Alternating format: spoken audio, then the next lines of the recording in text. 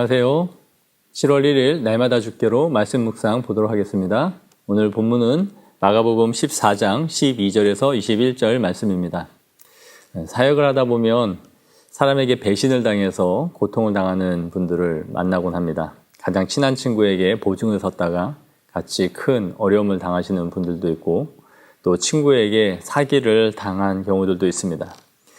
그런 분들의 이야기를 듣다 보면 사기를 당해서 돈을 잃은 것보다 사람을 잃은 것에 대한 고통이 더 큰 것 같아요. 자신이 가장 믿었던 친구인데 그 친구에게 이용을 당했다라는 그 상처가 매우 크게 남아있는 것을 보게 됩니다. 그런 일을 겪으면 한편으로는 내가 그 당시에 빨리 눈치채서 그 어려움에 빠지지 않았으면 좋았을 텐데 하는 마음도 있지만 또 한편으로는 알면서도 내가 속아줬을까 하는 생각이 들기도 합니다. 오늘 본문을 보시면 우리 예수님이 가룟 유다에게 배신을 당하는 것을 보여줍니다. 관찰 질문 1번을 보시겠습니다. 예수님과 제자들이 지금 어떤 절기를 지내고 있는지를 묻고 있네요. 예수님은 지금 유월절을 보내고 있는데 이 유월절은 무교절과 함께 8일 동안 이어지는 절기입니다.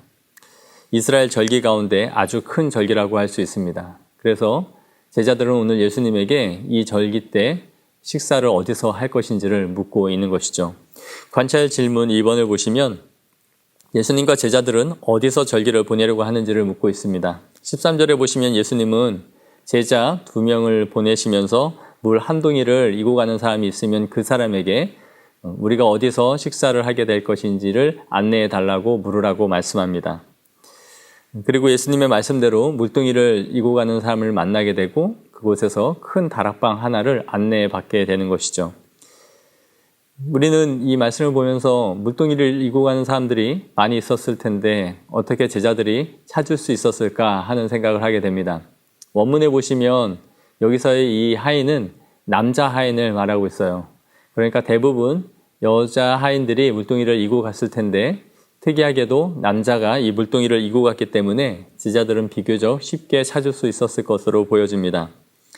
관찰 질문 3번을 보시면 예수님께서 나를 팔 자에 대해서 어떻게 말씀하시는지를 묻고 있습니다.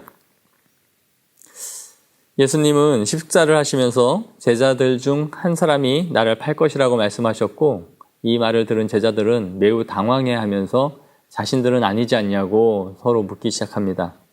그러자 예수님은 20절에서 21절에 이렇게 말씀하세요. 나와 함께 그릇에 손을 넣는 자라고 말씀하십니다.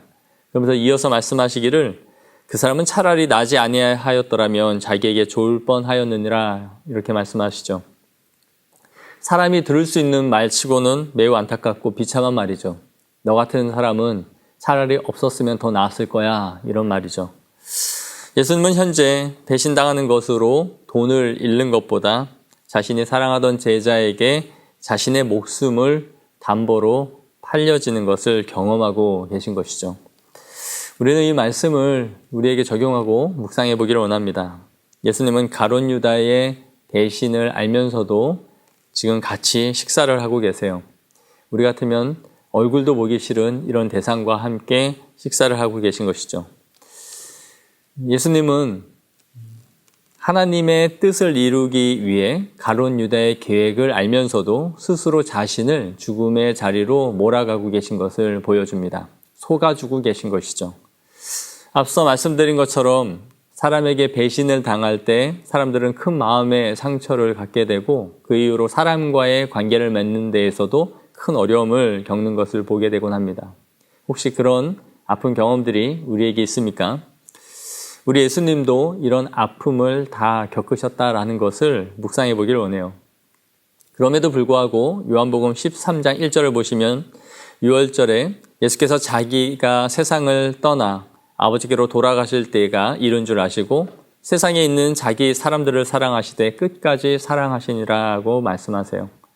예수님은 가룟 유다가 자신을 팔 것을 알면서도 그와 함께 식사를 하고 계신 것은 그의 배신을 통해서 하나님의 뜻을 이루고자 하셨던 것이죠.